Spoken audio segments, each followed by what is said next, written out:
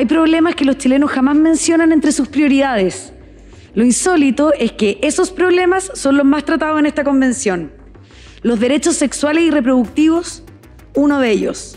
Verdadera obsesión de algunos que deberían responder: ¿es la sexualidad, su sexualidad, una cuestión de interés público que consagrar en la Constitución?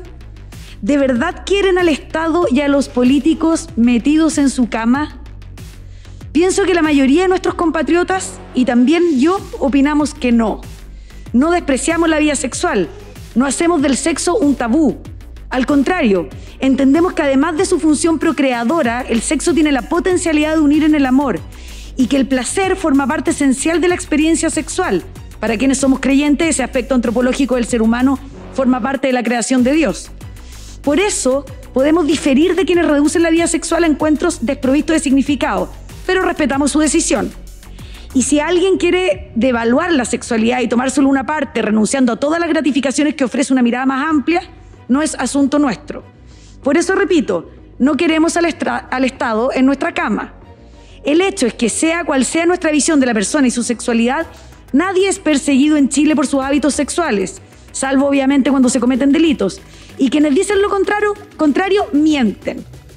A pesar de eso, hemos oído convencionales diciendo cosas como: al fin podremos hablar de sexo, o podremos salir de la clandestinidad. ¿En serio? Yo he visto desnudos, performance sexuales en la Alameda. No da la impresión de que estén tan escondidos. Y si estaban escondidos, parece que no lo hicieron de modo exitoso, porque se los vio en redes sociales, en la televisión, etc. También dicen: este es el primer proceso democrático que hay en Chile. ¿De verdad? ¿Se confundieron de país o hablan desde Cuba?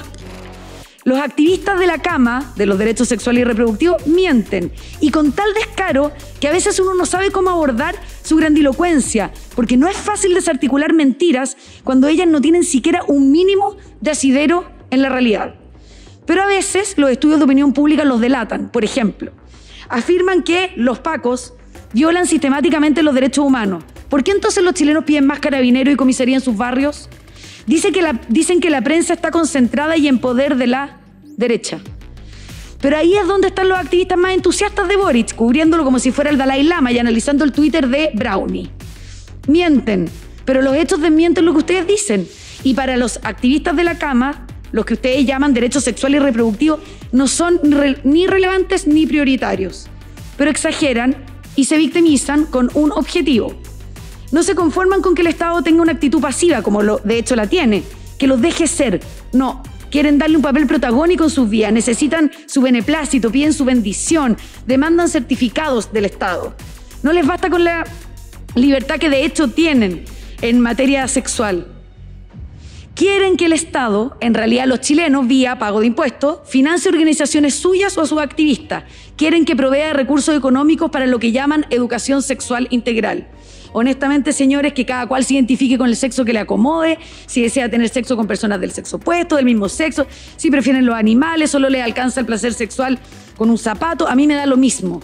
Es parte de, insisto, la personal forma en que cada cual concibe la sexualidad, pero sus peculiaridades no tienen por qué burocratizarse. Nada de lo que he dicho tiene, en todo caso, una importancia equivalente a la de la mal llamada educación sexual integral, porque esta es una de las más graves propuestas de los activistas de la cama, el artículo 17.